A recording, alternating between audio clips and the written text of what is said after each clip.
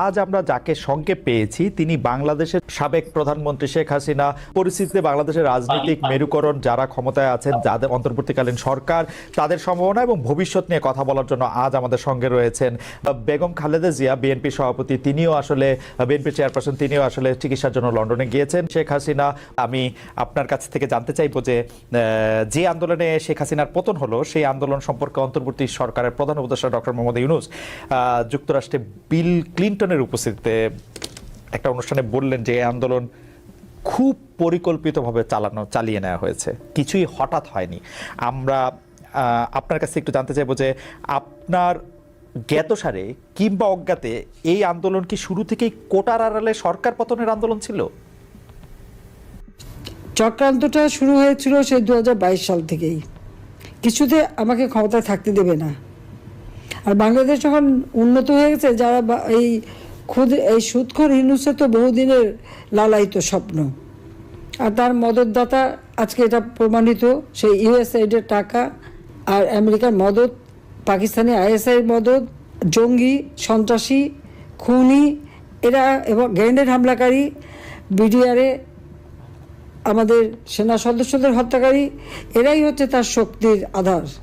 তাদেরকে নিয়েই তার পথ চলা, যা আজকে প্রমাণিত সত্য। এবং আমি আরেকটি খবর আপনাদের দিতে চাই, দুর্নীতি দমন কমিশনে ইউনূসের বিরুদ্ধে একটা মামলা হয়েছে।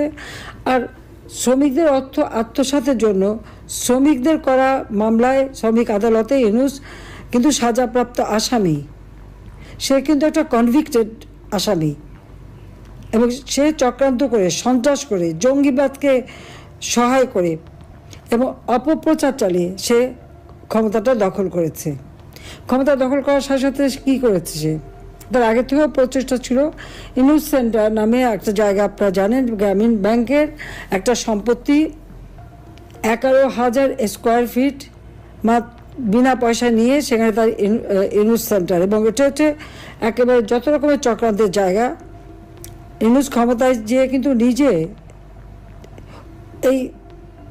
ওই জায়গায় তার যে লোকরা বসা তাদেরকে দিয়ে সারা বাংলাদেশে সার্ভে করার নামে লোক নিয়োগ দিয়েছে।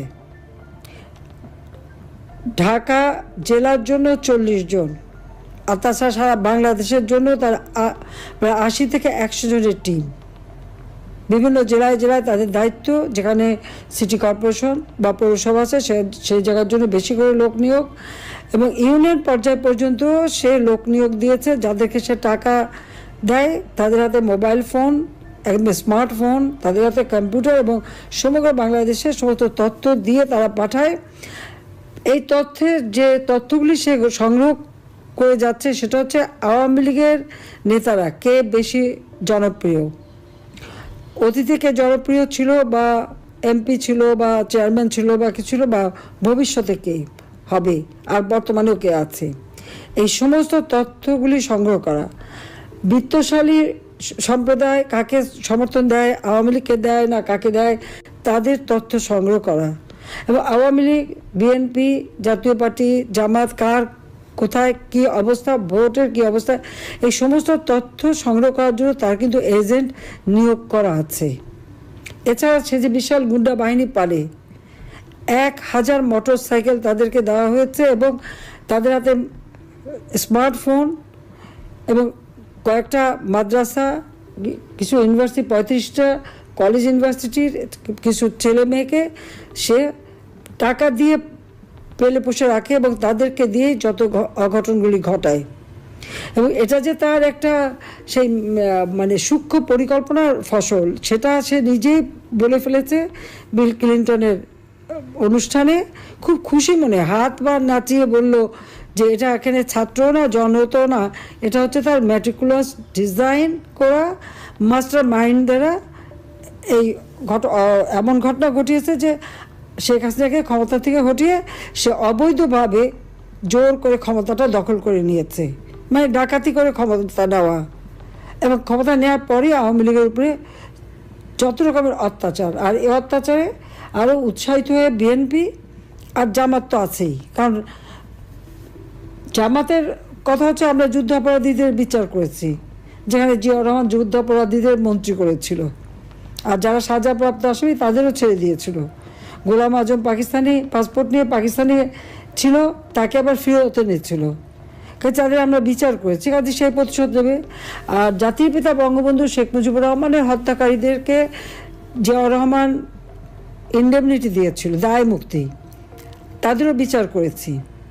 আজকে আপনারা দেখেন 7ই জুলাই 2024 সালে যে আন্দোলন, কই পুলিশ তো কিছু বলেনি আন্দোলনকারীদেরকে, আমরা তো কিছুই বলিনি, বরং তাদের সাথে আলোচনা করা, তাদের পাশে থাকা। মেয়েরা যখন পথে নেমেছে তাদের নিরাপত্তা, ওই মেয়েরা যখন স্লোগান দেয় শেখ হাসিনা পদত্যাগ চায়, আর আমি তখন তাদের নিরাপত্তা দেই যে তাদের জন্য কোনো রকম অসুবিধা না হয়। আজকে তাদের অবস্থাটা কি? এখন মেয়েরা ঘর থেকে বেরোতে পারে না। তারা এমনই আন্দোলন করলো আর এমনই স্বাধীন করে ফেললো দেশ যে এখন নিজেরাই ঘরবন্দি। এখন যাবে কোথায়, তারা কি করবে? আর সেই যেটা কোনো কোটা ইস্যুই ছিল না, সেই কোটা আন্দোলনই বা তাদের কোথায় গেল? আর এখন সপ্তদলীয়করণ, এই অস্ত্র লাঠি সোটা নিয়ে চিফ জাস্টিসকে পদত্যাগ করতে বাধ্য, জজকে পদত্যাগ করতে বাধ্য। কোনোদিন এই অবস্থায় কখনো বাংলাদেশকে ভাবতে পারেনি। শিক্ষকদের চাকরি থেকে বের করে দিচ্ছে, ইউনিভার্সিটি, কলেজ, স্কুল সব জায়গায় ছাত্রছাত্রীদের অপমান করাচ্ছে, প্রতি পদে পদে চরমভাবে মানবাধিকার লঙ্ঘন করে যাচ্ছে। বাড়িতে ছোট শিশু তা থাকা সত্ত্বেও বাবা মাকে গ্রেপ্তার করেছে, বাবাকে তাকে মাকেও। তো এই বাচ্চাটাকে কে দেখবে? কি হবে তার? 93 জন আইনজীবীর বিরুদ্ধে মামলা তারা সারেন্ডার করেছে, তাদের জামিন দেবে না। কিছু জামিন দিয়েছে, কিছু দিচ্ছে না। মানে আপনি যে বিচার চাইবেন সেই সুযোগটাও নাই।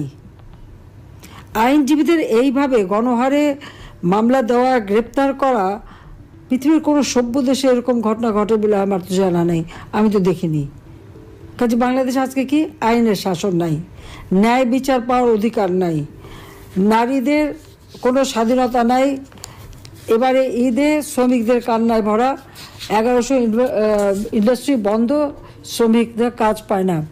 তার উপর আমার আওয়ামী লীগের নেতাকর্মীদের ঘর বা বসত বাড়ি, ব্যবসা প্রতিষ্ঠান, তাদের গরুর খামার, মৎস্য খামার, মুরগির খামার, ফলের বাগান সবই ধ্বংস। দোকানপাট যা ছিল একেবারে সব ভেঙে চুরে লুটপাট করে জ্বালিয়ে পুড়িয়ে নিঃস্ব করে দিচ্ছে। কেন? আওয়ামী লীগ যেন আর কোনোদিন মাথা তুলে দাঁড়াতে না পারে, এটাই তাদের চেষ্টা।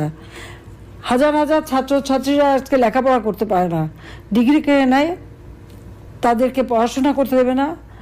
একটা মেয়ে পরীক্ষা দিতে গেল, তাকে কিভাবে লাঞ্ছিত করলো, তাকে যারা মারলো, চুল ধরে টেনে মাটিতে ফেললো, পুলিশ দাঁড়িয়ে থাকলো, সেনাবাহিনীর সদস্য দাঁড়িয়ে থাকলো, অপরাধীদের কিছুই বললো না।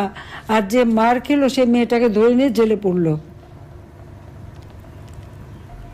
এই পুলিশ, সেনাবাহিনী হোক, প্রশাসন হোক, জনগণের ট্যাক্সের টাকা তারা বেতন পায়। আর তাদের সকলেরই আমি কিন্তু জীবনমান উন্নত করে দিয়েছি, বেতন ভাতা বাড়িয়ে দিয়েছি। কিন্তু এখন কি দেখলাম, তাদের কাছ থেকে জনগণ ন্যায় বিচার পেতে পারে না। এটা কোন ধরনের অবস্থা? একটা ইউনিয়ন পর্যন্ত এজেন্ট লাগিয়ে দিয়ে হাজার হাজার টাকা কোটি টাকা খরচ করে ইউনুস এখন কীভাবে আওয়ামী লীগ, 14 দল, মুক্তিযোদ্ধা, তাদেরকে নিঃস্ব করে দেওয়া, তাদেরকে ধ্বংস করে দেওয়া, সেই চেষ্টাই করে যাচ্ছে। আর তার দোসর জঙ্গি, সন্ত্রাসী, খুনি, দুর্নীতিবাজ, অবৈধ অস্ত্রধারী এবং জেলখানা থেকে তাদের সবাইকে মুক্তি দিয়েছে। গ্রেনেড হামলাকারী থেকে শুরু করে কেউই বাদ নাই, মুক্তি দিয়ে জেল ভরে ফেলেছে আমার আওয়ামী লীগের নেতা কর্মী দিয়ে। সবচেয়ে বড় কথা, পিটিয়ে মানুষ হত্যা করা, এমনকি আইনজীবীকে পিটিয়ে হত্যা করলো, মাথা কোপানো, মানে বর্বরতা। পাকিস্তান আর্মি গুলি করে মানুষ মারত, আর এরা এমনই বর্বর যে পিটিয়ে হত্যা, এমনকি অন্তঃসত্ত্বা নারী পুলিশ কনস্টেবলকেও ছাড়েনি। আর আমাদের মেয়েদের উপরে ইফতার বন্টন করতে, তাকেও, তার উপরেও জুলুম, তাকেও মেরে পাতা ফাটিয়ে দিয়েছে এবং কয়েকটা সেলাই পড়েছে। তো এইভাবে অত্যাচার, নির্যাতন তারা চালিয়ে যাচ্ছে। আর মামলা দেওয়াতে তো আমার মনে হয় আমি এ পর্যন্ত যত হিসাব প্রায় 70,000 মামলা আর এজাহারভুক্ত আর অজ্ঞাতনামা ধরলে প্রায় 4-5 লাখ হবে আসামি করে দিয়েছে। কারণ আমার বিরুদ্ধেই তো কতগুলি মামলা, 288টা মামলা, তারপর আর একটা দিয়েছে রাষ্ট্রদ্রোহী মামলা।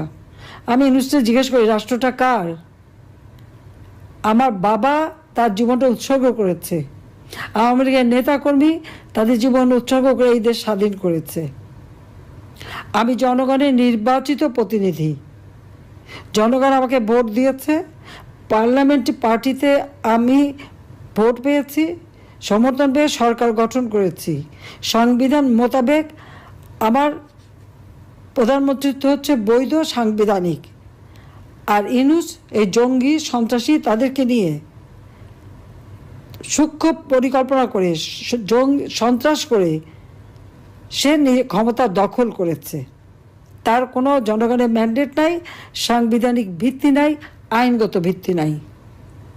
আর সে দেয় আমার বিরুদ্ধে রাষ্ট্রদ্রোহী মামলা, যে রাষ্ট্রদ্রোহী কাজ করেছে সংবিধানের 7 খ অনুযায়ী, সেই হচ্ছে সবচেয়ে বড় অপরাধী, যে এইভাবে ক্ষমতা দখল করলে তার শাস্তি হবে এবং ইনশাল্লাহ শাস্তি দেব, এতে কোনো সন্দেহ নেই। আজকে সমস্ত অর্থনীতিকে ধ্বংস করে দিয়েছে, প্রবৃদ্ধি কমে গেছে, মাথাপিছু আয় কমে গেছে, মানুষের কোনো দিনমজুররাও আজকে কাজ পায় না।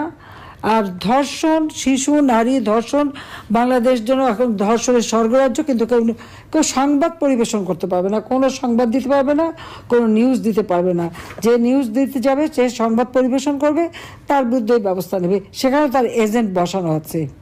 এই যে কত এজেন্ট পালে, এটাই হলো সবথেকে বড় কথা, যে এইভাবেই সে